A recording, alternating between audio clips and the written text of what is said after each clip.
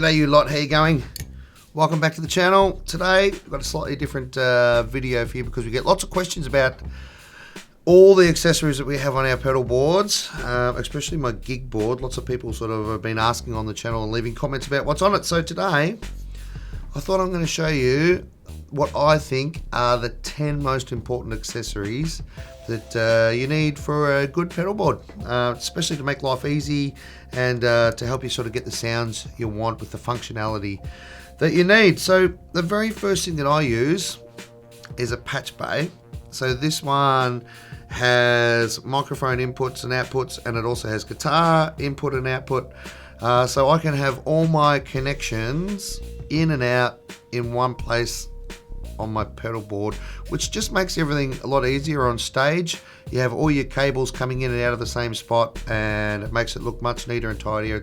If you're playing a big public gig, it's easier to gaffer tape things down. It's easy for the sound guy, and it's just really good. This has come from American Loopers. They make these in a multitude of different formats, and they'll always have something that suits your needs. That's number one, patch bay, get one.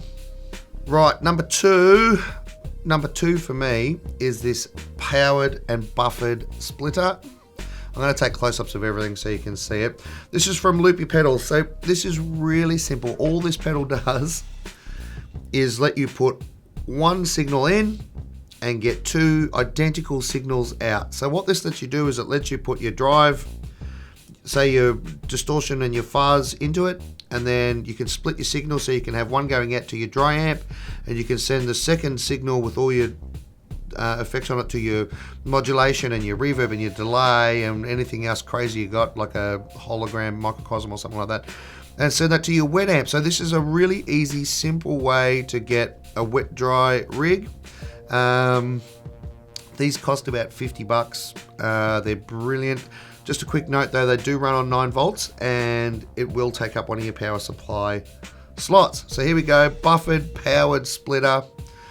Makes life very easy for me. The other thing I use it for on my live rig, I've got one of these on my live pedal board, so I can send one of these out. It gives me an extra output, so the other guitar player in the band or the bass player in the band, Steve, can actually run my guitar into his harmonizer to get the correct harmonies when he's singing. So that's what I use it for, but they're absolutely priceless. Get one.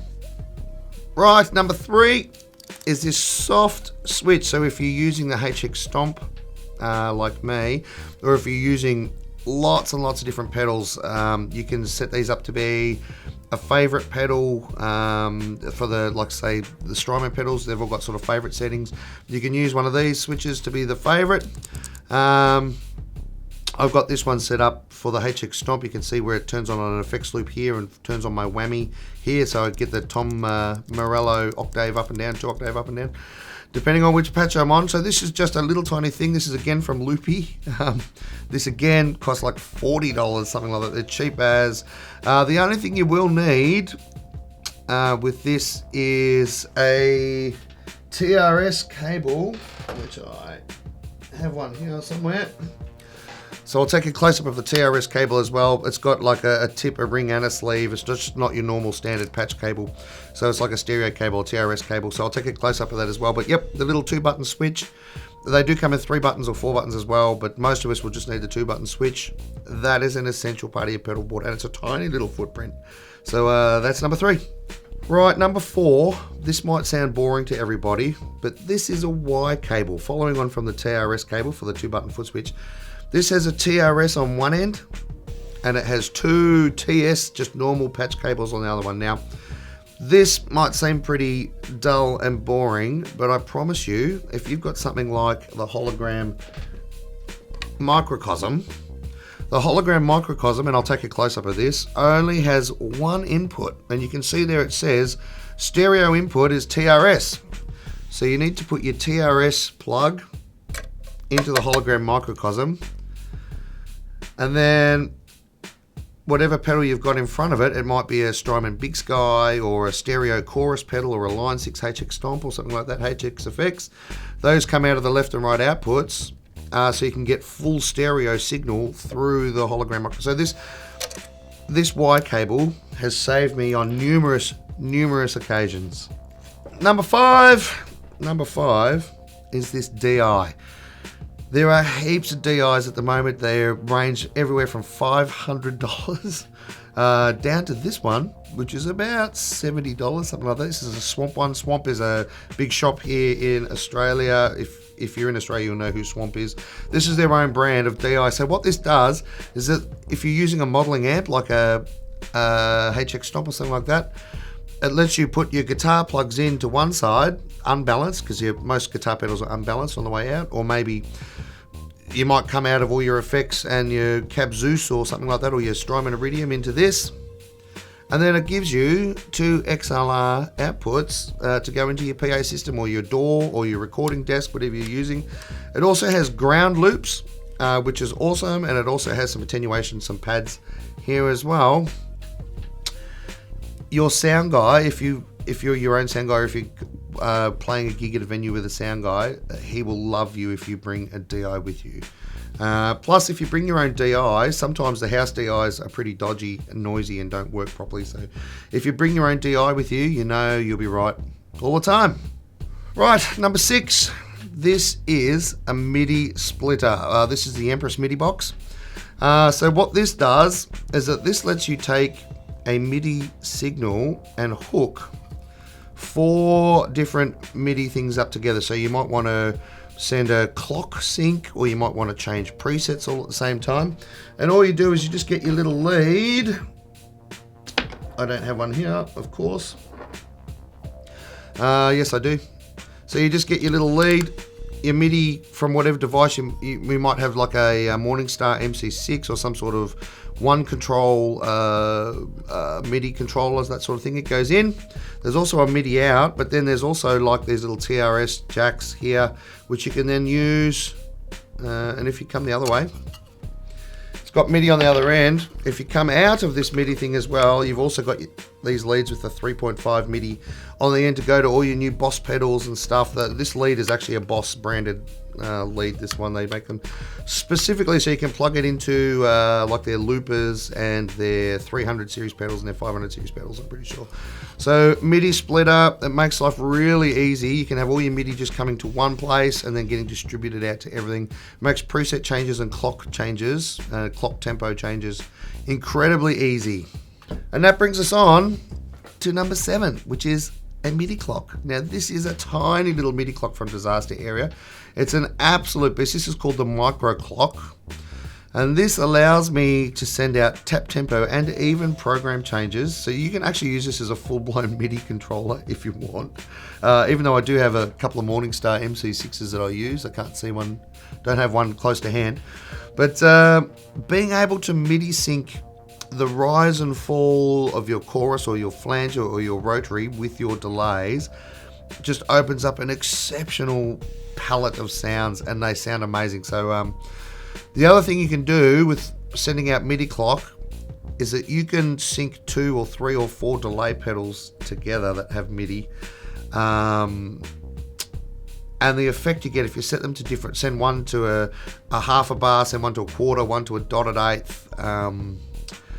You know, the amount of layering you can get with a few delay pedals via MIDI with them all synced up together in time is absolutely amazing. You'll sound like the Edge in no time at all. So yeah, MIDI clock, get one. That's number 7.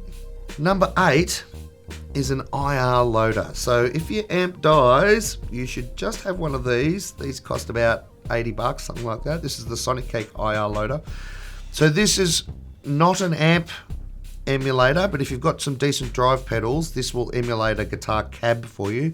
It doesn't have a preamp section or anything like that. Your distortion pedals will become your preamp section of your amp, and this will be your speaker cab. Now this has 11 different cabs in it.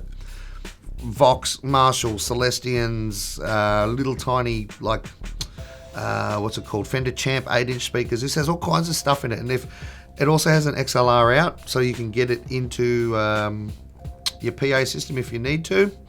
This will save your life if your amp goes down at a gig. It's not ideal for amp tones, but it will get you through the rest of the gig with a 90% awesome tone. So yeah, IR loader, especially this one from Sonic Cake that has the XLR output. Get one of these and just throw it in your gig bag and just leave it there. Okay, this is number 9. This is an extension. Of course, this is the Strymon Iridium. This is an extension on the IR loader. This is an amp in a box pedal. You all know what the Strymon Iridium does. There's a billion videos on it. I'm guilty of doing a couple with this as well. Again, if you're a live performer or you're in the studio and your amp goes down, this will save you. And in conjunction with your DI, this will really get you out of a hole and give you an amazing tone no matter where you are. This will give you, if you're just using this, it'll give you your TS out in full stereo. If you're using the DI as well, this into this, this gives you XLR outputs as well. I know they're expensive, but there are cheaper options out there. Nuix do a couple of really good ones, and there's lots of different things on the market now which are amp in a pedal setups. So if you don't have one of these living on your board full time, you should at least have one sort of kicking around. There's nothing, my worst nightmare is to be at a wedding and have a piece of equipment stop working and not be able to finish the wedding, and you've ruined someone's big day. So anyway, backups people, Strymon Iridium or any sort of amp pedal, that's number 9. Chuck one in your gig bag or chuck one on your board. Number 10, this is a bit of a favorite of mine. This is the radial headlight. Now what this lets you do is this lets you have 4 alternative signal paths. So you have your input in, you can put your guitar into it, and then you have 4 identical outputs. So this is like the bigger brother of the powered splitter I showed you before. But what it also lets you do is select one at a time, or all 4 at a time, or you can actually set it up to have 2 at a time as well, and you can just flick between them. So the beauty of it is, if you've got a Telecaster that you're taking a Fender Princeton with, and then you're taking a Les Paul and a Marshall to a gig, when you pick up the Marshall, you can just bang, hit the button, and it'll flick to the next one, to the next amp, and then you can flick it back. Now this is also really smart, this one, so it detects how many things you got plugged into it. So if you're only using 3 inputs, every time you go to swap between them, it doesn't go to the 4th one, just after the 3rd one it goes back to the 1st.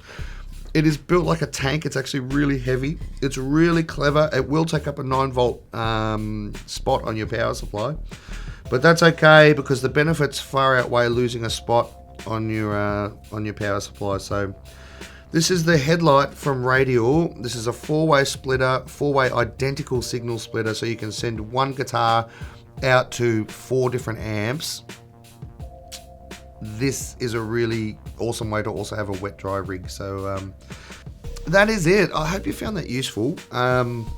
Yeah, I get lots of questions on the YouTube channel about what's this black box on my pedal board, what's that box on my pedal board, how are you plugging stereo into the hologram microcosm. And so hopefully by showing you all these things that I use to sync things up and plug things in and distribute my signal to different areas on my pedal board, I hope this has been helpful to you. And I hope if you have any signal path problems or routing problems on your pedal board, I hope this has offered you a bit of a solution. So thanks for watching.